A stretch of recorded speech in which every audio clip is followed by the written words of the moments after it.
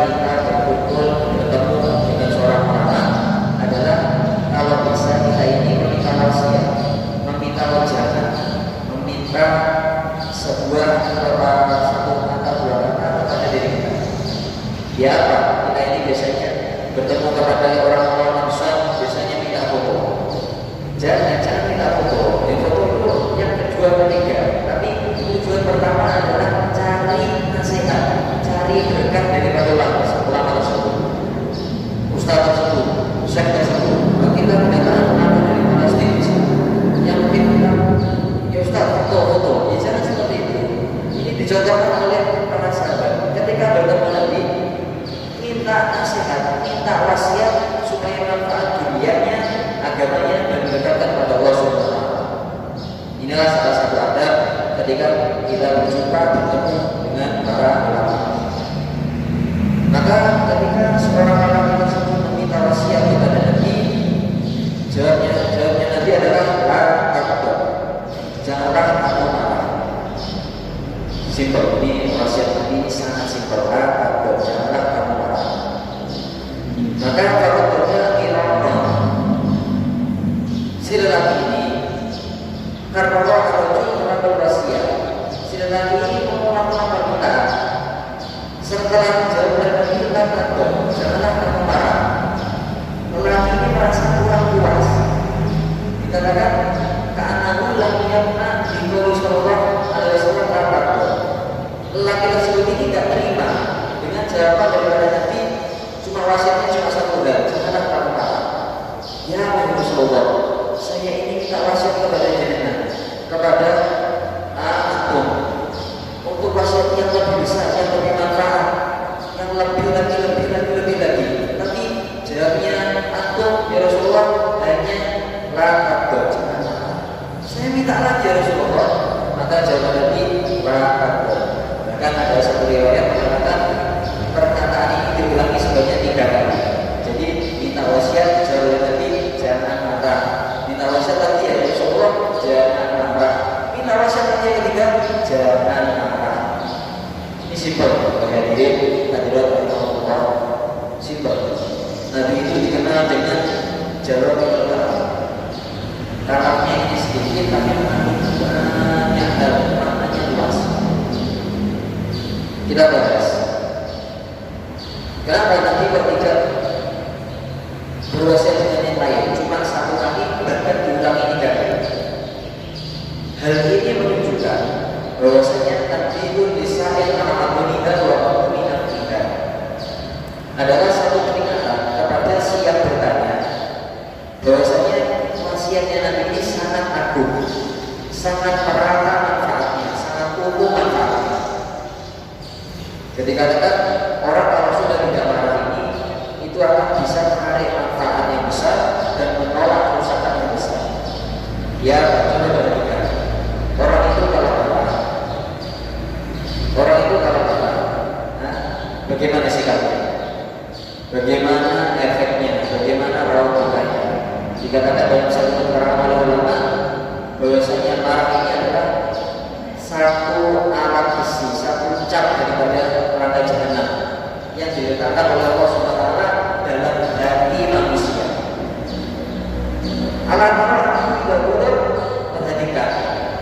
Seorang ini kalau marah, imarrat itu matanya ini akan marah. Warbada wajuhu, wajahnya ini akan seperti debu. Maknanya apa? Hitam, debu, rusak. Orang marah, mungkin orang marah sendiri. Orang marah rasanya tidak mungkin. Pasti dengan rata yang medeni. Kalau jawabannya medeni, berbahaya, menakutkan. Wantafat anjal auladu, darahnya ini naik. Makanya dikenal kalau istilah Jawa ini orang yang marah ini darah tinggi. Kadang-kadang jangan marah, nanti darah tingginya. Kalau Jawa langsung memang kesu, darah tinggi dan berdos, bisa seperti itu. Memang ini sangat marah, ya Allah. Orang-orang ini sangat buruk. Dan juga orang yang kalau sudah perhatikan orang-orang ini emosinya tidak kontrol. Pintu yang keras ini bisa dipukul, tembok yang keras bisa dipukul, gelas yang ada bisa dipecah. Berhasil ya Allah, orang marah ini sekali lagi tidak kontrol.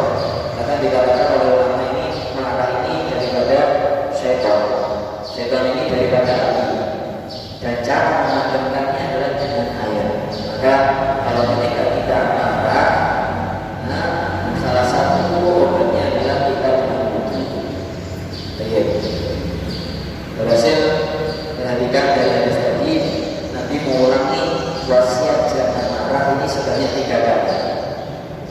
Ini rumus perlu diperhatikan. Nabi itu tidak mengulangi satu hal kalau sampai 3 kali kecuali hal tersebut sangat penting, sangat luar biasa.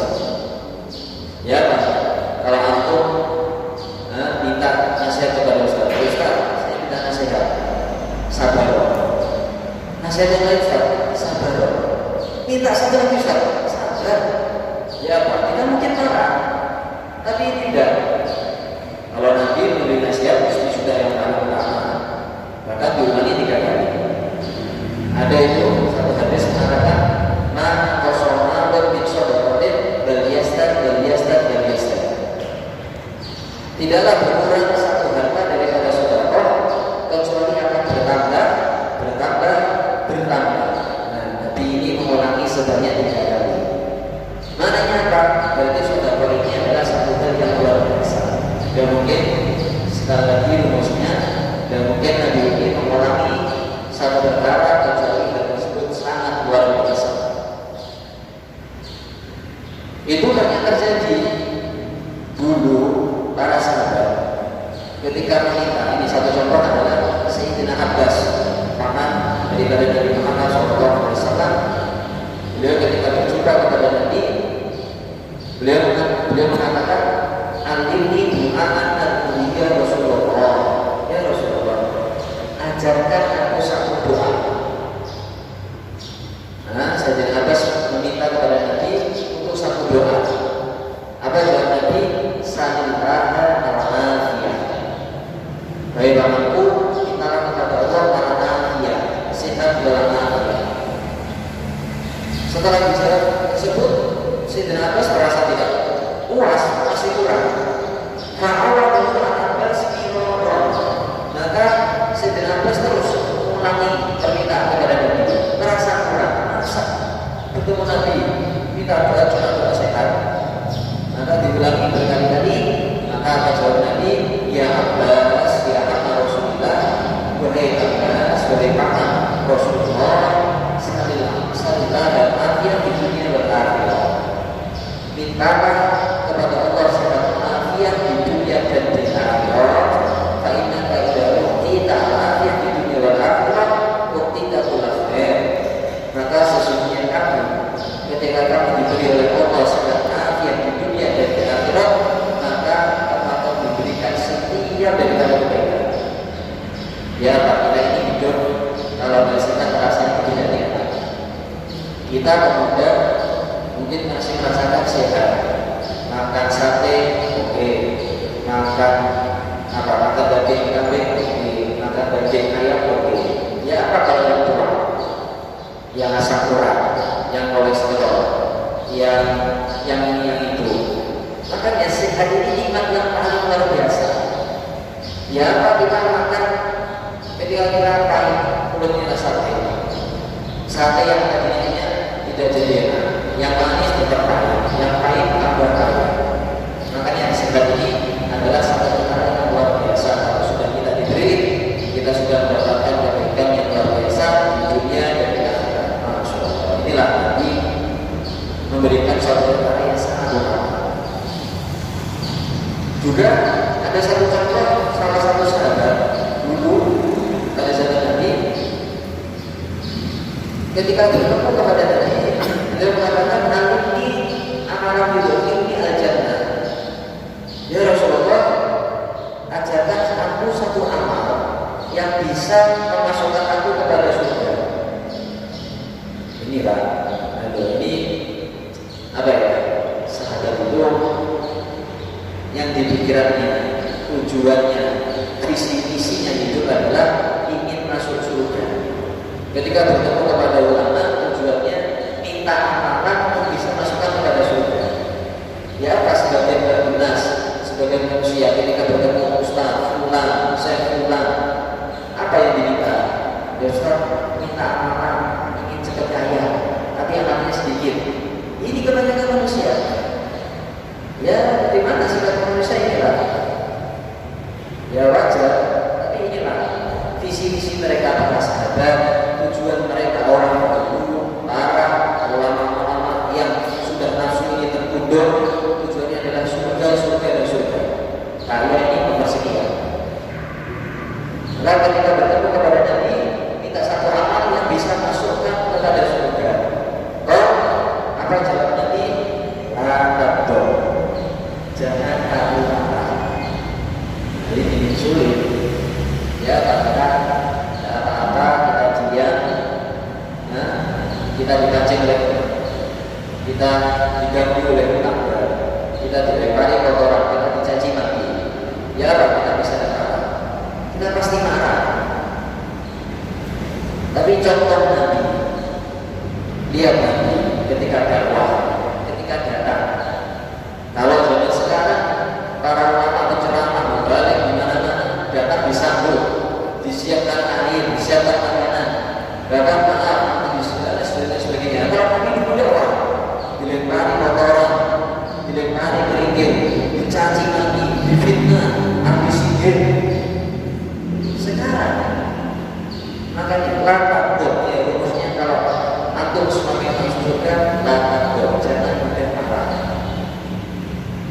Ini apa ya, teori mudah, prakteknya sulit. Fa'ala yang qaul, maka si laki-laki yang kurang puas, inilah mereka sahabat ini satu amal kurang puas, kurang dan kurang dan kurang. Maka Nabi jawaban yang kedua adalah takabur, janganlah marah. Subhanallah, masih minta lagi. Maka jawab Nabi, istaghfirillah ta'ala qabla sholatil asri sab'ina marrah yukaffiru anka dunubuka sab'ina amal. Jawaban ketiga dari Nabi adalah beristighfarlah kepada Allah Ta'ala sebelum sholat asar sebanyak 70 kali.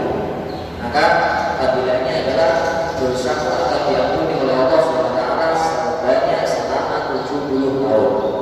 Kami ulangi, beristighfarlah kepada Allah sebelum melakukan sholat asar sebanyak 70 kali.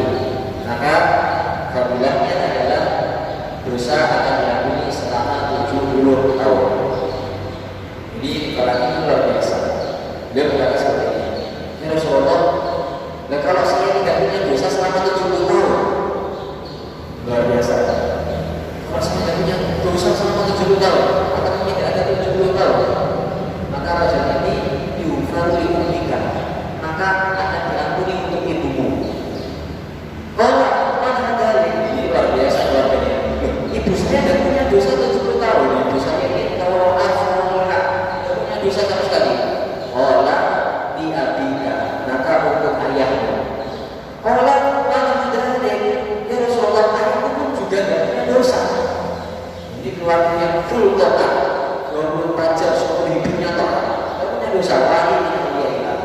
Maka kalau jawab tadi, olah di ikhwanika, maka ampunan tersebut akan jatuh kepada saudara-saudaramu. Walhasil tetap diampuni oleh Allah SWT. Baik kepada saudara tersebut, dia yang Rasulullah, maka aku akan amalkan amalan tersebut. Inilah Nabi itu tidak mengulangi sekali lagi rumusnya. Nabi tidak mengulangi satu perkara atau sampai 3 kali, kecuali amal tersebut adalah amal yang sangat luar biasa. Hadirin yang dirahmati Allah SWT, tadi dikatakan sekali lagi hadisnya adalah dengan judul An-Nahyu 'anil Ghadab, larangan untuk kita ini marah.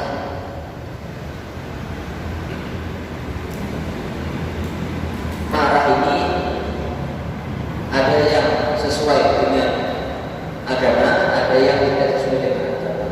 Kalau yang sesuai dengan agama adalah marah yang karena Allah, marah yang karena Rasulullah.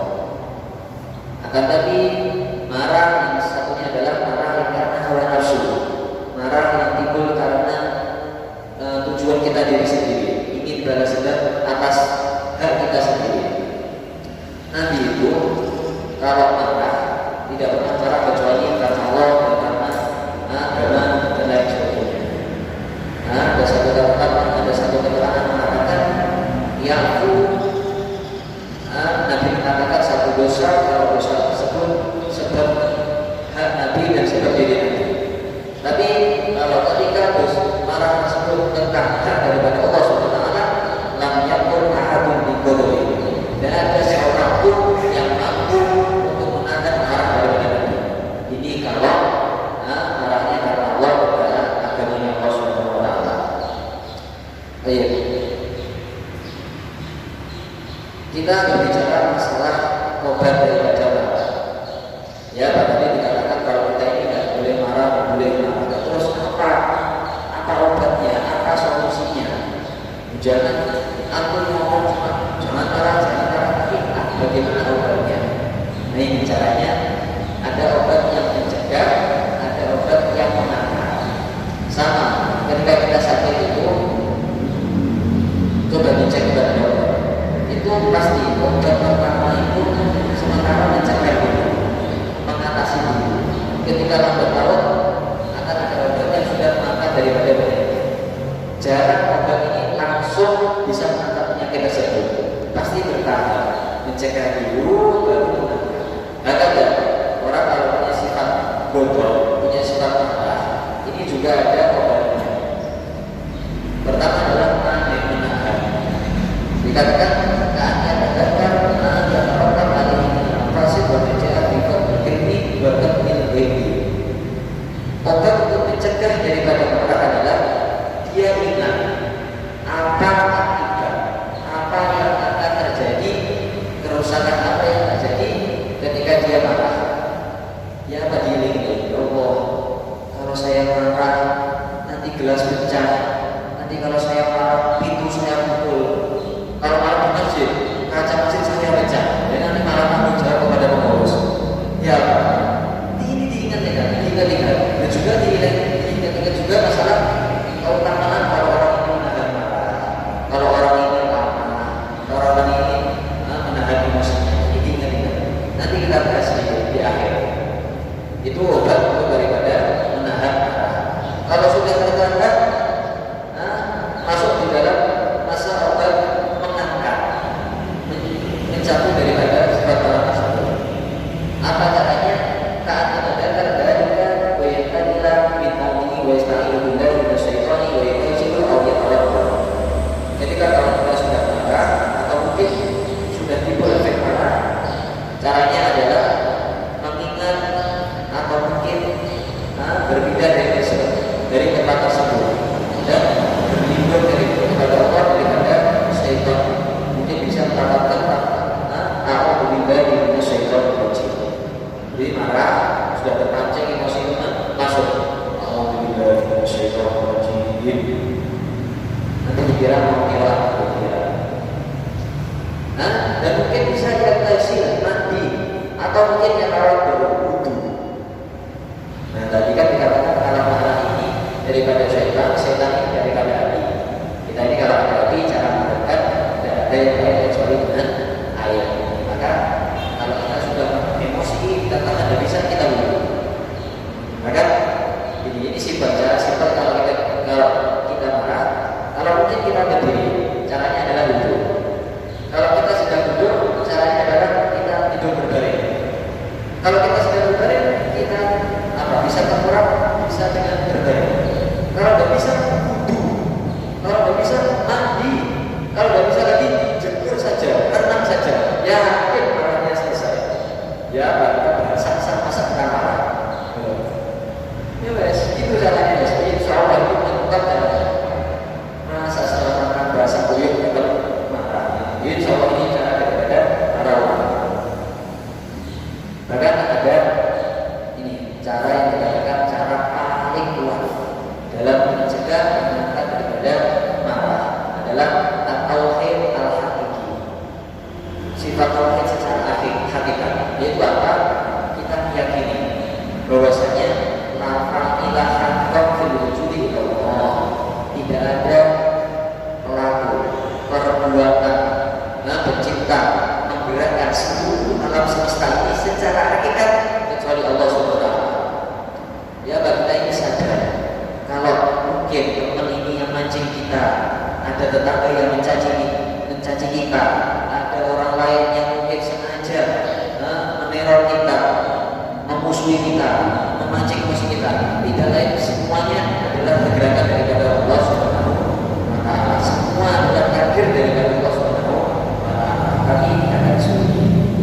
nggak bisa, ya mungkin masalah. Nah, dari sisi inilah dikatakan cara yang paling kuat, paling hati-hati. Karena ini cara yang mungkin kita bisa pakai. Kita kan satu kata, ketika kita muncul marah, maka jelas orang Arab ya, kita biasa ini wajib tidak apa-apa, senyum gak ada gedung. Kalau orang Arab pasti akan bergedung, akan matanya akan kok jelek. Maka caranya gimana? Cari cermin, lihat wajah ketika marah. Ya apa? Wajah antum semua ini kalau marah, kira-kira ganteng atau jelek? Ya pasti jelek. Terus pas marah langsung ambil kaca.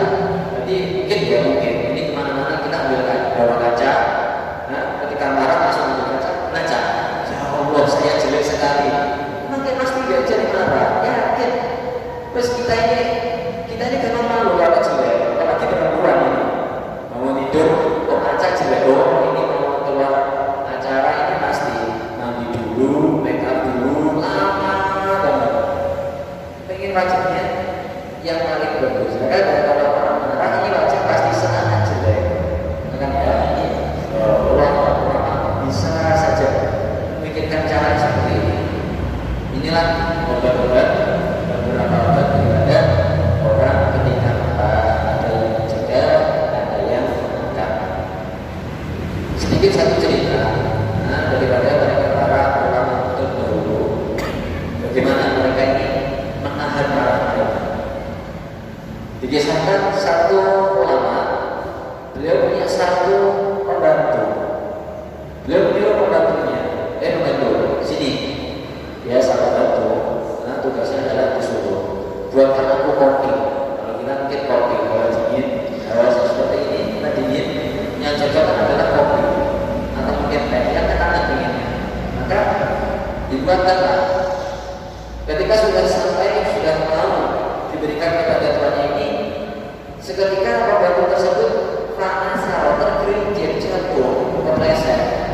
Kalau orang atas ini, nah kopinya ini, tehnya ini jatuh kepada tuannya, tertumpah kepada tubuh daripada tuannya. Ya kalau kita tertumpah panas, atas umur baru mendidih, tertumpah kepada kita. Ya apa? Kocok coba. Kita pasti marah. Maka Rabbana wajhuhu bayyid. Wajah si saya jadi tuannya langsung marah. Sudah muncul marah. Maka ini pembantunya soleh ini, pembantunya alim. Faqala lahu al-khadim. Pembantunya berkata kepada si tuannya, ya maulaya khudh bi qaulillahi ta'ala. Wahai tuanku, sebentar, kamu jangan marah. Ingat firman Allah Subhanahu wa taala. Wa ma qala Allah ta'ala. Lantas apa firman Allah taala? Allah al-khadim pembantu mengatakan, Allah taala telah berfirman, wa kadhimin al-ghaiza. Dan mereka orang-orang yang menahan marah. Faqala sayyid, maka tuannya berkata, kadhimu ini. Ya sudah, aku tahan marahku. Qala al-khadim, maka si pembantu masih menambah lagi, menambah dalilnya. Wala amina an-nas, dan mereka orang-orang yang memaafkan daripada manusia. Faqala, si pembantu berkata, aku maafkan kamu. Orang berkata, si pembantu ini masih menambah dalil satu lagi. Wallahu yuhibbul muhsinin. Allah cinta kepada mereka orang-orang yang baik. Ya ini pembantunya soleh alim, tuannya juga soleh alim. Maka terakhir ditutup oleh tuannya an-tahubud billah. Kamu tercipta karena Allah Subhanahu wa taala. Inilah mereka. Ya kami, ya kita bergawe, coba mau dan berani dan praktekkan kepada bosnya kalian. Lihat pegawai satu pabrik, coba ingin merusak daripada mesinnya. Pabrik kertas, pabrik roti, sengaja saya mau tes tuan saya, merusak. Terus antum balik, ya nanti marah atau pecah